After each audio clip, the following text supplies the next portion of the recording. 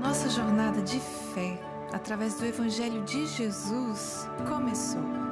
Nós cremos que o ungido de Deus se fez pão da vida, habitou entre nós e nos convidou a sentar à mesa com Ele e desfrutarmos da sua palavra, presença e poder. Juntos, nós vamos refletir sobre o memorial da Santa Ceia do Senhor e o significado profético dos seus elementos para as nossas vidas hoje. E, na quinta semana de Quaresma, vamos trilhar uma jornada sobre o Calvário e a morte de Jesus, reconhecendo o poder do seu sacrifício que nos trouxe vida. Para acompanhar a mensagem e os versos usados, nós temos um esboço digital para você no aplicativo Igreja da Cidade, disponível para Android e iOS, e também em nosso site, que pode ser acessado pelo QR Code. Abra o seu coração. Coloque a sua atenção no que o Espírito vai falar por meio dessa mensagem hoje. Seja bem-vindo e vamos celebrar o poder da entrega de Jesus e agradecer a sua jornada sacrificial por cada um de nós durante esses 40 dias, nos preparando para a Páscoa do nosso Senhor.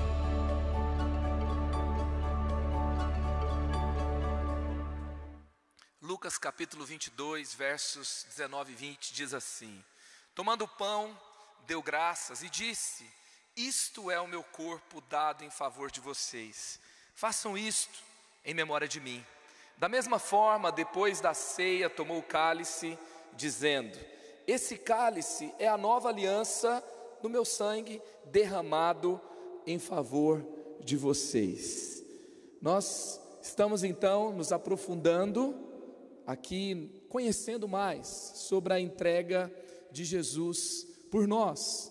Nós estamos já na quinta mensagem. Se você perdeu alguma das mensagens anteriores, você pode acessar o ICTV, o canal da Igreja da Cidade no YouTube, ou você pode acessar no Spotify ou nas plataformas de áudio, e você vai ter as outras 4 mensagens para você acompanhar. E vamos então para a nossa quinta mensagem, onde o foco é o Calvário e a morte de Jesus, algo que é tão já comum para nós. É um símbolo religioso, praticamente muito conhecido, talvez desde que você nasceu. Você vê no colar das pessoas, você vê nas casas, você vê em diversos lugares. Você que tem uma herança católica ou cristã, evangélica, você tem visto, falado, e você sabe o que aconteceu na cruz. E hoje nós vamos nos aprofundar um pouco mais. Nós vamos ter aplicações práticas específicas aqui do Calvário, da entrega de Jesus na cruz, como ele foi para a cruz, como ele se entregou para nós. E nós vamos nos basear no Evangelho escrito por Marcos, no capítulo 15, do verso 1 até o 47. Então, aqui você vai ter a descrição, depois que é relatado sobre a traição de Pedro. O evangelista Marcos vai focar então em como aconteceu historicamente, como aconteceu a condenação, a morte de Jesus na cruz, e depois como José de Arimateia vai pedir pelo seu corpo e vai cuidar do corpo de Jesus. E a gente tem no início do relato de Marcos uma oscilação de Pilatos. Ele está sob pressão, e aqui então ele vai tomar essa decisão diante de vários pedidos do sinédrio dos judeus, de vários pedidos dos mestres da lei e dos religiosos. Marcos capítulo 15, verso 1: de manhã cedo, os chefes dos sacerdotes, com os líderes religiosos, os mestres da lei e todo o sinédrio chegaram a uma decisão. Amarrando Jesus, levaram-no e o entregaram a Pilatos. Quando você vê que isso acontece logo pela manhã, você vê que os religiosos estavam completamente decididos a levar Jesus para a cruz. eles estavam com seu sistema de poder religioso completamente abalado, porque Jesus tinha demonstrado por sinais, Jesus tinha demonstrado por meio do conhecimento da lei, ele tinha deixado, por exemplo, os fariseus e os saduceus sem respostas. Eles tinham também percebido que o povo também aclamava Jesus e tinha uma grande expectativa nele. E ali então eles estão resolutos em entregar Jesus para morrer.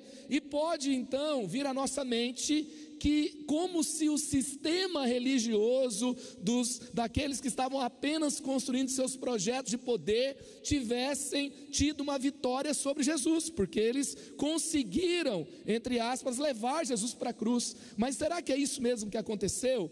É isso que nós vamos então crescer, aprender e nos aprofundar nessa noite. O que acontece nesse contexto?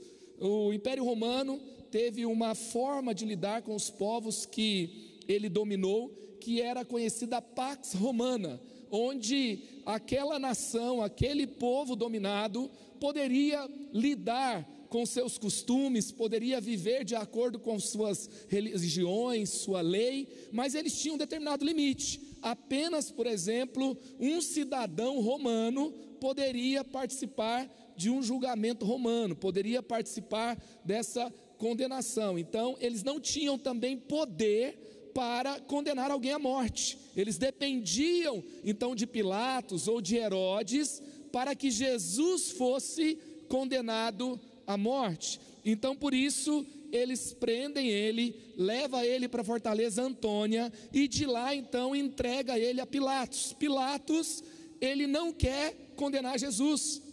Ele tem a percepção de que Jesus era inocente daquilo que ele estava sendo julgado. E então ele também tem um relato da sua esposa sobre um sonho horrível, sobre a condenação de Jesus, dizendo que ele não fizesse isso. Então o que ele faz? Ele entrega Jesus para Herodes Antipas. Herodes, que estava curioso, queria saber de Jesus, queria que Jesus fizesse um milagre na frente dele. Ele faz uma entrevista, conversa, não resolve nada, também não quer condenar Jesus, manda de volta para Pilatos, e foi quando Pilatos cedeu à pressão popular. Foi quando Pilatos então, ele tem a frase conhecida, onde ele lava as suas mãos diante do pedido do povo, para que Jesus fosse condenado. Ele oferece um ladrão, ele oferece alguém que era muito conhecido ali pelos judeus e que não era amado pelos judeus, que era Barrabás. E eles escolhem então que Barrabás fosse solto e que Jesus fosse condenado. Então Jesus, dessa forma, ele é condenado, ele é crucificado entre dois ladrões, ele é contado entre os transgressores, como estava escrito na profecia sobre ele, sobre a sua morte. E então ele morre, e depois José de Arimateia vai com Nicodemos e pede então o corpo de Jesus. Então esse é o contexto histórico de como ali, diante das leis judaicas e romanas, Jesus então é condenado e entregue à morte. Agora, o que nós podemos ter de revelação para nós, cristãos, de 2025, o que acontece em cada um desses momentos? Eu quero destacar aqui 5 pontos principais do que acontece nesses 5 momentos. A primeira coisa, a vida e a morte de Jesus Cristo nos revelam hoje que, primeiro, o amor de Deus moveu Jesus até a cruz. O que aconteceu? Marcos 15, versos 4 e 5. Então Pilatos lhe perguntou novamente: você não vai responder? Veja de quantas coisas o estão acusando. Mas Jesus não respondeu nada, e Pilatos ficou impressionado. O que está acontecendo aqui? Não sei se você sabe, primeiro, quando Jesus é traído por Judas e os soldados vão até ele para prendê-lo, quando Jesus é preso, eles estão querendo saber cadê Jesus, e quando Jesus fala estou aqui, os soldados caem no chão. Então isso aconteceu para ficar claro, sabe? Não foi uma força semelhante ao BOPE, a tropa de elite, que fez Jesus ficar intimidado e falar: eu me rendo que eu estou com medo. Quem ficou com medo foram os soldados. Ele curou a pessoa que Pedro decepou a orelha, e ele acalmou os seus discípulos. Então ele poderia ter o poder divino para salvá-lo, ele poderia se esconder no meio da multidão e provocar uma revolta, e ele poderia ter êxito talvez nisso, ele poderia liderar algo que lhe desse poder terreno ali entre os governos, mas ele não escolheu nem prevalecer diante dos soldados, ele escolheu não suscitar uma rebelião, e agora ele está diante de Pilatos, porque os judeus não podem condená-lo. Pilatos tem a sensação de que ele é inocente, tem o sonho da sua esposa, que também vai alertá-lo que é melhor não condená-lo, e agora ele está diante de Pilatos, e o que ele faz? Ele poderia, com sua sabedoria, como ele deixava as pessoas sem resposta que os questionavam, ele poderia com toda a sua sabedoria, com toda a sua grandeza, falar duas frases, e Pilatos falava assim: rapaz, eu vou pedir conselho para você, esse povo é doido, esses judeus, toda hora é uma confusão, me ajuda a lidar com esse povo. Então, só que Jesus diante de Pilatos, ele fica em silêncio, ele não fala nada. Ele poderia falar, ele poderia alimentar a curiosidade de Pilatos, ele poderia convencê-lo, ele poderia provar a sua inocência, mas ele se entrega. O que acontece aqui mais uma vez, mais um sinal que Jesus nos dá, que o que move Jesus até a cruz não são os judeus, não é a força do Império Romano, não é a condenação de Pilatos, não é o pedido do povo. O que move Jesus até a cruz é o seu amor por nós. Jesus não foi obrigado a estar na cruz no sentido de que era simplesmente a lei, ele não tinha o que fazer e ele foi, e acabou que isso foi sendo usado ao nosso favor. Não, Jesus escolheu estar lá, ele poderia não estar lá, e depois de julgado e condenado, gente, se ele desce da cruz, no meio de todo mundo, ia ser um espetáculo histórico, ele poderia ocupar o trono que ele quisesse, mas ele veio ao mundo com uma missão: redimir os pecadores dos seus pecados. Ele veio ao mundo com uma grande missão de amar cada pessoa, e ir até o extremo, ir até o sacrifício máximo, ir até a última consequência, para que eu e você fôssemos perdoados. Jesus viu você, Jesus viu cada pessoa, Jesus morreu. É tão interessante que quando está lá em João 3,16, que fala que ele amou tanto ao mundo, que ele morreu por todo aquele que nele crê. Ele não morreu simplesmente por todos, ele morreu por todo aquele, ou seja, ele morreu por cada um de nós. Ele nos viu, ele nos amou. Então, às vezes nós, quando crianças, às vezes quando conhecemos essa história, e claro, ela nos comove, é uma história de amor, é uma história que nós olhamos o seu sofrimento, e isso mexe conosco, mas é como se a gente sentisse pena, mas Jesus não precisa do nosso sentimento de pena, ele precisa que nós tenhamos a convicção, o entendimento, a revelação, que esse ato não foi um ato de fraqueza, foi um ato de amor, que revela a grandeza de quem Ele é. Ele faz o que ninguém pode fazer, não tinha sangue inocente para ser derramado, ele veio ao mundo com essa missão, tentaram dissuadi-lo, Satanás o tentou, ofereceu a ele os reinos deste mundo, porque ele é o príncipe desse mundo por enquanto, e ele rejeitou a tudo, porque ele estava focado na grandeza do chamado de seu Pai, e ele nos amou. Então o que levou Jesus até a cruz? O seu amor o moveu até a cruz. Ele estava lá porque ele queria, ele estava lá porque ele decidiu estar lá, ele estava lá por obediência ao Pai, ele estava lá porque o amor do Pai estava nele, e esse amor o deixou lá para que nós fôssemos redimidos pelos nossos pecados. Então a causa da morte foi amor, a causa da entrega foi o amor. Cristo foi puramente movido por amor.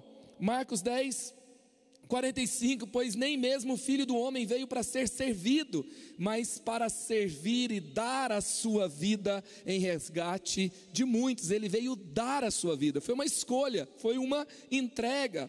O matemático, filósofo Arquimedes vai dizer o seguinte: dê-me uma alavanca e um ponto de apoio e eu levantarei o mundo. Ele estava falando sobre algo físico, que um ponto de apoio, uma alavanca, com muito menos esforço, você move grande massa de peso, grande quantidade de peso. E aqui então, se a gente trouxer isso para o que Jesus fez, a alavanca foi a cruz, o ponto de apoio foi o amor de Deus em Jesus Cristo. O mundo foi transformado radicalmente pelo amor de Jesus na cruz. O mundo inteiro foi movido. Segundo, a vida e morte de Jesus nos revelam que a obediência é o caminho para a redenção. A obediência é o caminho para a redenção.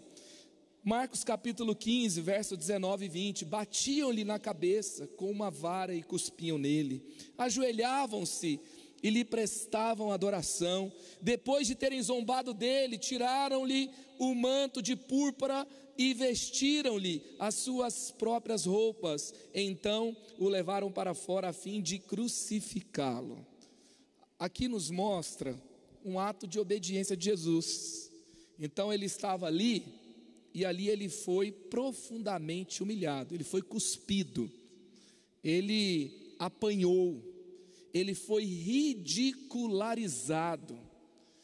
E esse é um momento onde a sua obediência foi testada, porque ele, sendo plenamente Deus, ele também tinha emoções humanas, ele era plenamente humano, e a rejeição dói em qualquer pessoa. Esse sentimento de ser cuspido, de ser violentamente, moralmente, fisicamente atacado, é algo de muito sofrimento. É algo que nos faz pensar: eu vou sair daqui, eu vou acabar com todo mundo, eu vou mostrar o lugar de cada um e acabou, chega. Quem nunca passou por isso? É ou não é? Jesus, ele estava ali, mas ele escolheu o quê?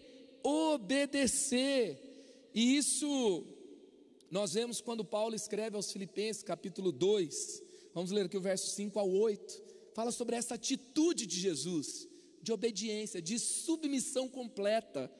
Seja a atitude de vocês a mesma de Cristo Jesus, que embora sendo Deus, não considerou que o ser igual a Deus era algo a que devia apegar-se, mas esvaziou-se a si mesmo, vindo a ser servo, tornando-se semelhante aos homens, e sendo encontrado em forma humana, humilhou-se a si mesmo, e foi obediente até a morte, e morte de cruz. Ele foi obediente até o fim. A redenção passa pela obediência completa de Jesus. Então, assim como no ponto anterior, o amor de Deus em nós é poderoso para mover o mundo. O amor cobra a multidão de pecados, o amor transforma relacionamentos, o amor salva casamento, a atitude de amor restaura relacionamento de pais e filhos, de famílias, e muda a história da humanidade. Da mesma forma agora, a obediência também é uma atitude poderosa. A grandeza de Jesus é revelada em passo a passo da sua entrega, e Ele nos convida a fazer o mesmo. E quando Ele vai até a morte de cruz, Ele tem a sua luta será que eu tenho que passar por cada detalhe? Ele não estava morrendo de amores pela cruz, Ele não estava morrendo de vontade de estar lá, Ele não ia fazer uma foto, uma selfie, para postar, se fosse o nosso tempo, fala: olha eu na cruz, coisa maravilhosa, hashtag mitei. Não seria assim. Foi um momento de dor. Olha a oração que ele faz em Lucas 22, 42. Pai, se queres, afasta de mim esse cálice, contudo, não seja feita a minha vontade, mas a tua. Jesus está mostrando que o foco do cristão também não é a sua vontade, mas a vontade de Deus. Quantas vezes você é testado para sair do seu lugar de submissão a Deus? para sair do seu lugar de cordialidade, por submissão a Deus, de respeito, de honra, de perdoar mais uma vez, e de se submeter a Deus, e de subjugar a sua carne, e de não ser movido pela vontade humana, não cair na ira, não cair no pecado, estar ali no seu lugar, de forma consciente, fazendo o seu culto racional, entregando o seu sacrifício diário a Deus. Quantas vezes nós somos testados nisso? Jesus também foi, e assim, ele então se entrega e ele vai até a última consequência, ele passa pela atitude, pelos momentos mais difíceis, pela sua redenção. Então, a obediência é o caminho para a redenção.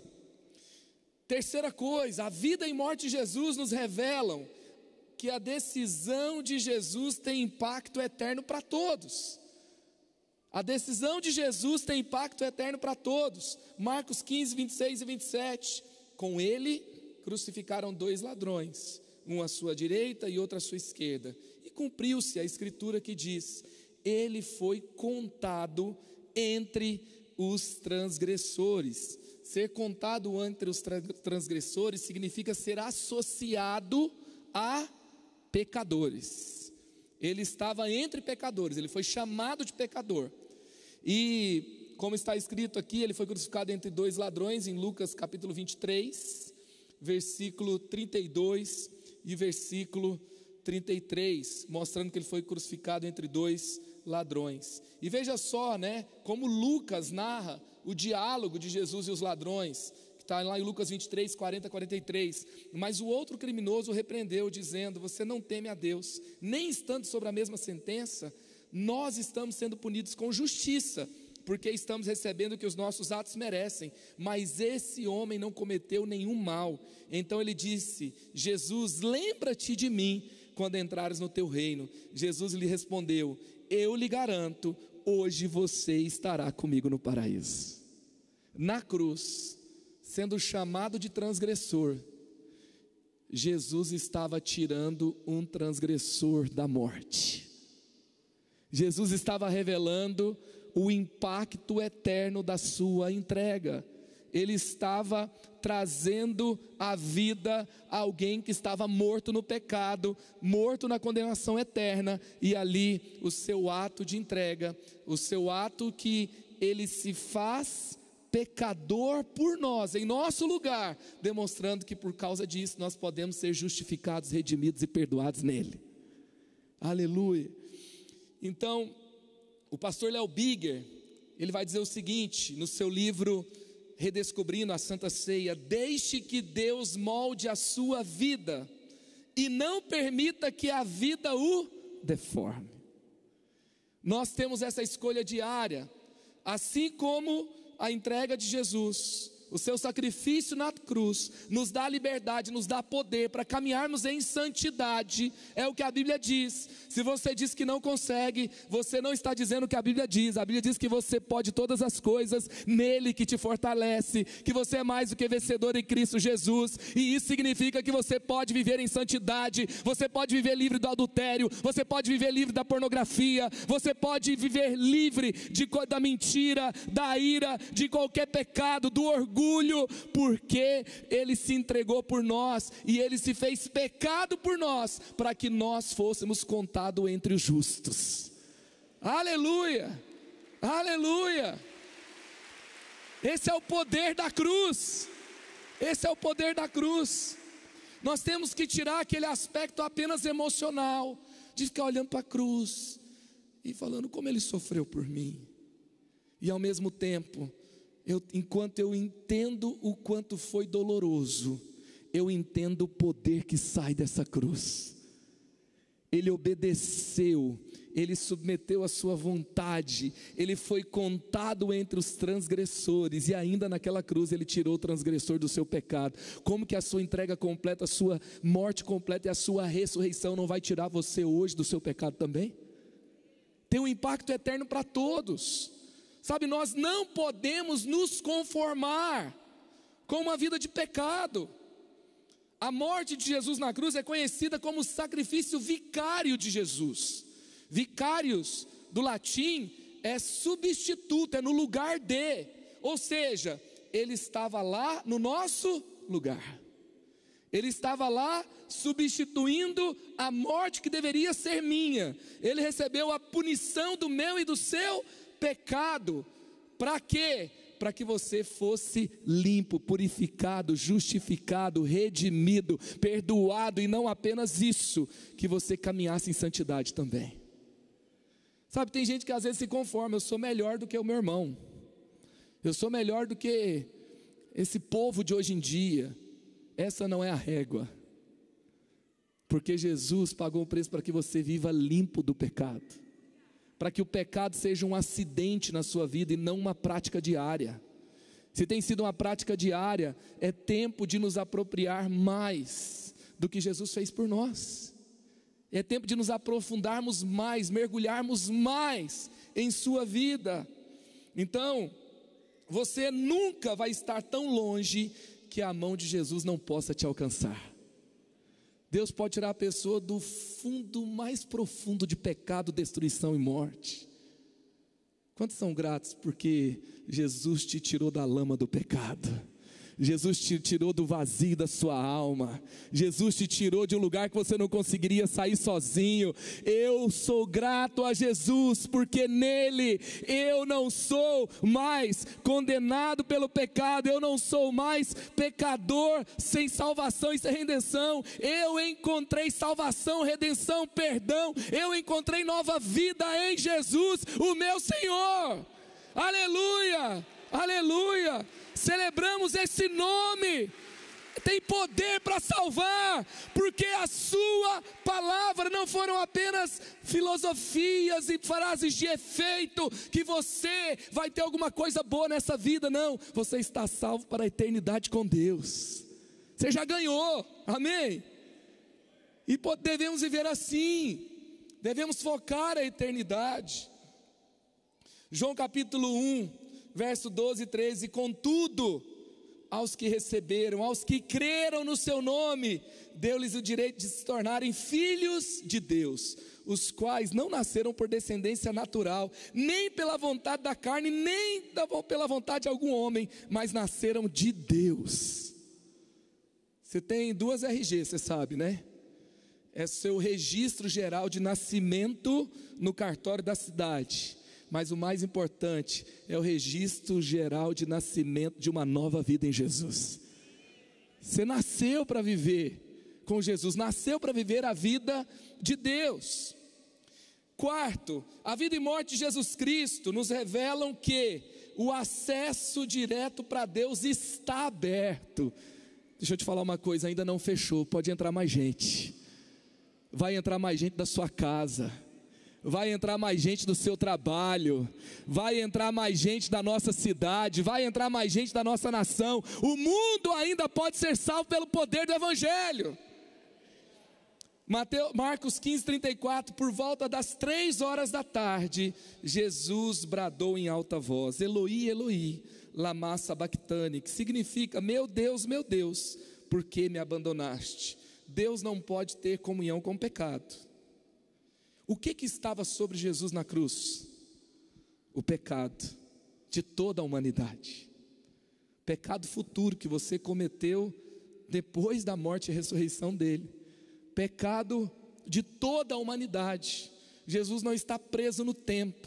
Ele teve um ato que salva toda a humanidade. E dali então, quando o pecado estava sobre ele, ele é desamparado pelo Pai. É o único momento de toda a história que Jesus agora está sozinho. E muitas pessoas ficam imaginando a dor de um prego, a dor de um cravo na cabeça, a dor de um caniço que foi batido em cima da coroa de espinhos sobre a sua cabeça, a dor de ficar pendurado, a dor emocional do cuspe, da rejeição das pessoas que ele mesmo curou. Mas essa para mim foi a maior dor, é quando ele se sentiu desamparado pelo Pai. E ele foi até ali por quê? Porque ele estava decidido a te salvar por completo. Ele estava decidido a levar o pecado de todos. Então, tem lugar para mais pessoas que o pecado delas estavam lá na cruz, mas elas ainda não reconheceram que Jesus é o Senhor. Então, essa entrega de Jesus, ela demonstra essa sua dor profunda, porque o Filho estava desde a eternidade em comunhão com o Pai, e aqui então Jesus viveu a solidão na cruz, para que pudéssemos acessar a presença de Deus de forma íntima e profunda. Marcos capítulo 15, versos 37 e 38, mas Jesus com um alto brado expirou, e o véu do santuário rasgou-se em duas partes, de alto a baixo. Então, quando Jesus entrega o seu espírito com um forte brado, ele está demonstrando que a sua entrega final de morte não foi fraqueza, foi força. Ele estava libertando a humanidade, ele estava consumando o plano de redenção. E o que significa que o véu foi rasgado de cima e embaixo nesse momento? É porque uma vez por ano, apenas o sumo sacerdote, não era todo sacerdote, não era todo dia, apenas nesse momento o sacerdote entrava atrás do véu, ele tinha que ter um longo processo de purificação, entrava com a cordinha amarrada, se tivesse em pecado, se não tivesse feito o processo de purificação corretamente, se alguém entrasse, morria. Então a cordinha ficava amarrada para alguém puxar só o cadáver, se tivesse alguma coisa errada. E era apenas uma vez, apenas o sumo sacerdote, uma vez ao ano. Mas quando Jesus, ele brada em alta voz: está consumado, a conta foi paga, o véu se rasgou de cima e embaixo, o caminho foi completamente aberto, e hoje, como diz a carta aos Hebreus, capítulo 10, versículo 19, não temos mais medo de entrar na presença de Deus, entramos com ousadia, com alegria, somos aceitos por Deus, porque um caminho foi aberto pelo seu sangue derramado. Não foi um ato de fraqueza, foi um ato de força, de grandeza, de vitória. Jesus venceu, aleluia, ele venceu, ele venceu. Querido, isso é muito poderoso. Você tem acesso à presença de Deus. E eu quero te fazer uma pergunta: tem alguma coisa que a presença de Deus não resolva?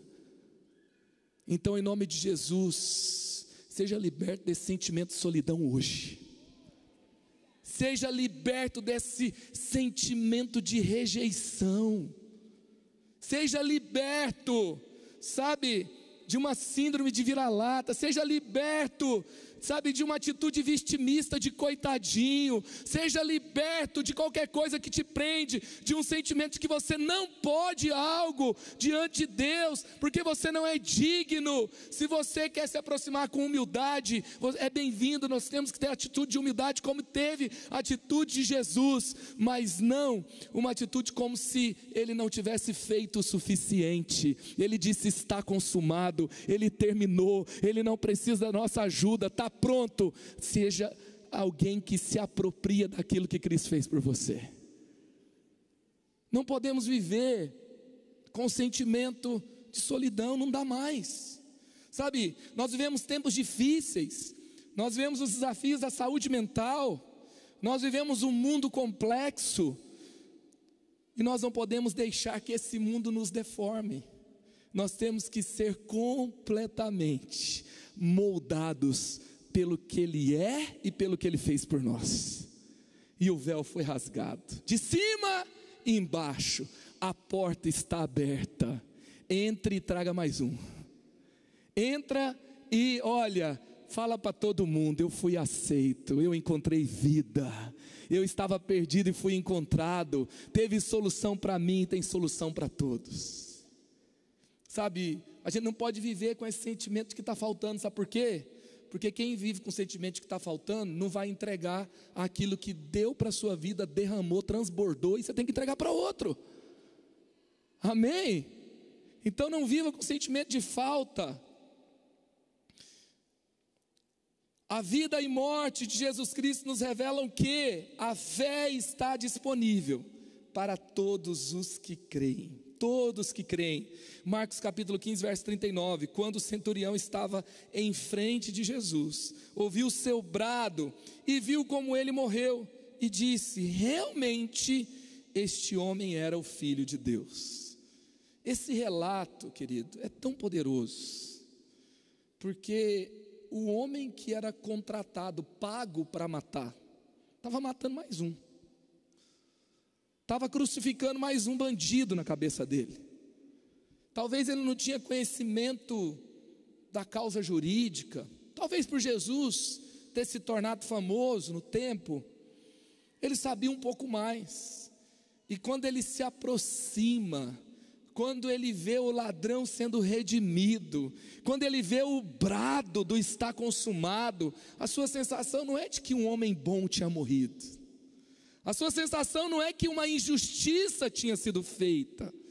A sua sensação não era apenas um questionamento do processo de julgamento, que aquele homem não deveria estar lá. Ele teve uma percepção clara, que não era apenas isso, é que aquele homem era o Filho de Deus. O Filho de Deus. O que é isso? É um ato de fé. É um ato de fé.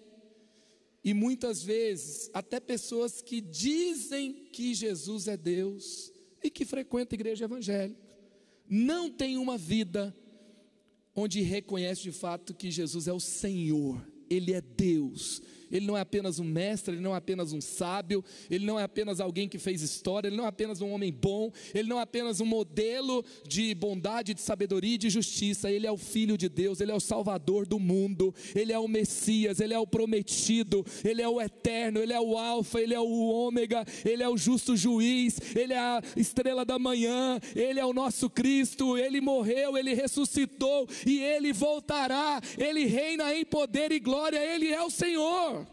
Aleluia. Essa tem que ser a nossa convicção. E dessa forma eu me rendo, dessa forma eu vivo para Ele. Eu não posso estar em nenhum lugar que eu perca a percepção de quem Ele é. Ele está em todos os lugares, amém? Então se renda a Ele em todos os lugares. Viva para a glória dEle em todos os lugares. Peça a ajuda dEle em todos os lugares. Seja socorrido por Ele em todos os lugares. Viva a missão que Ele te confiou como seu Deus. Em todos os lugares. Ele é o dono do ar que você respira. Ele é o que abre caminhos para onde você passa. Ele é o que te guarda pela manhã e pelo adormecer e durante a noite, e renova as suas forças. E você está vivo porque Ele permite. Sua vida está nas mãos dEle. O que esse centurião, o que esse homem que estava pregando, que estava ali colocando Jesus e os ladrões na cruz, ele reconheceu, não era um homem justo apenas, era o Filho de Deus, era Deus encarnado. E essa tem que ser a nossa percepção. E essa entrega de Jesus, com esse ato imediato desse centurião, nos mostra, mais uma vez, revela: a fé está disponível. Hoje é dia de você permitir talvez que a fé entre no seu coração. Hoje é dia de você permitir que Cristo tenha lugar no meio das suas dúvidas, no meio dos seus medos. Sabe, é muito bom ver livros do nosso tempo que fala de liderança no modelo de Jesus, que fala de inteligência emocional no modelo de Jesus, que fala de Jesus como o homem mais sábio, que fala de Jesus como alguém que era excepcional, que mudou o rumo da história. Mas hoje não é dia apenas de ter uma admiração, de ter uma percepção do quanto Ele é especial, mas é um dia de fé, é um dia de entrega, é um dia de rendição, é um dia de renovar a sua fé. Se você tem caminhado sem essa revelação profunda no seu coração, se você tem se esfriado na fé, se você tem se distanciado do seu lugar, que Deus te chamou para estar, se o seu chamado adormeceu, hoje é dia de renovo de fé no seu coração. Hoje Deus está despertando a fé mais uma vez, dando a revelação de quem Ele é, dando a revelação que Ele permanece vivo, que Ele é o Senhor, que Ele te chamou, que Ele está com você, que Ele tem um grande propósito na sua vida, que Ele pagou um alto preço por você, para que você não desperdice a sua vida hoje em qualquer lugar, fazendo qualquer coisa, achando que você é qualquer um. Ele disse que você não é. Ele não se entregou por qualquer um, não foi qualquer coisa. Ele está te chamando para uma vida digna, limpa, poderosa. É tempo de você dar frutos nele. É tempo de ter um novo rumo na história. É tempo de caminhar em liberdade. É tempo de viver o poderoso chamado de Jesus. 1 João 4,15: se alguém confessa publicamente que Jesus é o Filho de Deus, Deus permanece nele e ele em Deus. Confessar Jesus é recebê-lo, é ter ele permanecendo em você, ele não te deixa mais, e escolher que você não o deixará mais, é ter uma vida de aliança com ele. Tito 2,11: porque a graça de Deus se manifestou salvadora a todos os homens. João 3,18: quem nele crê não é condenado, mas quem não crê já está condenado, por não crer no nome do Filho unigênito de Deus. É interessante que nos tempos de Jesus havia alguns seguidores secretos dele. Nicodemos era um deles, José de Arimateia era um deles. E nós vemos em Marcos capítulo 15 verso 43, José de Arimateia, membro de destaque do Sinédrio. Quem que prendeu Jesus para condená-lo? O Sinédrio. Agora José de Arimateia, membro de destaque do Sinédrio, que também esperava o reino de Deus, dirigiu-se corajosamente a Pilatos e pediu o corpo de Jesus. Note, corajosamente. É alguém que falou: a partir de agora não dá para ser apenas alguém que tem uma fé lá no fundo. Não dá mais para ser alguém que tem apenas uma admiração. É momento de me expor completamente a Ele. E ele vai lá e corajosamente pede o corpo de Jesus, cuida do corpo de Jesus. Ele não estava apenas cuidando de um corpo morto, ele estava saindo de um lugar de escuridão, de estar escondido, e ele está se expondo. Ele não está apenas cuidando de um corpo morto de Jesus, ele está cuidando do seu destino em Jesus.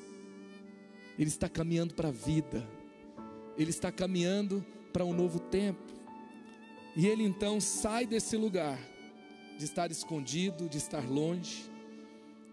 E a história, de acordo com a tradição cristã, José de Arimateia, possivelmente da aldeia de Ramataim, cerca de 30 quilômetros a noroeste de Jerusalém, era um membro respeitado do conselho dos líderes do povo e um discípulo secreto de Jesus, e tinha essa expectativa.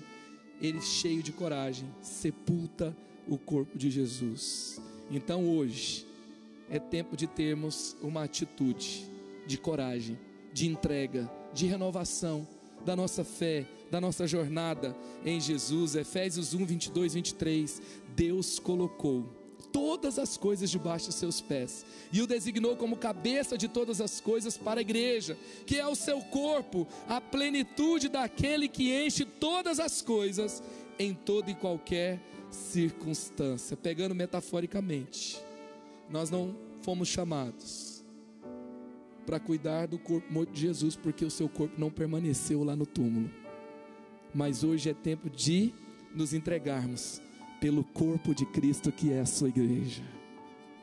Agora, à luz do que você acabou de receber, esta palavra da fé, qual é a sua resposta? A palavra mais poderosa é arrependimento.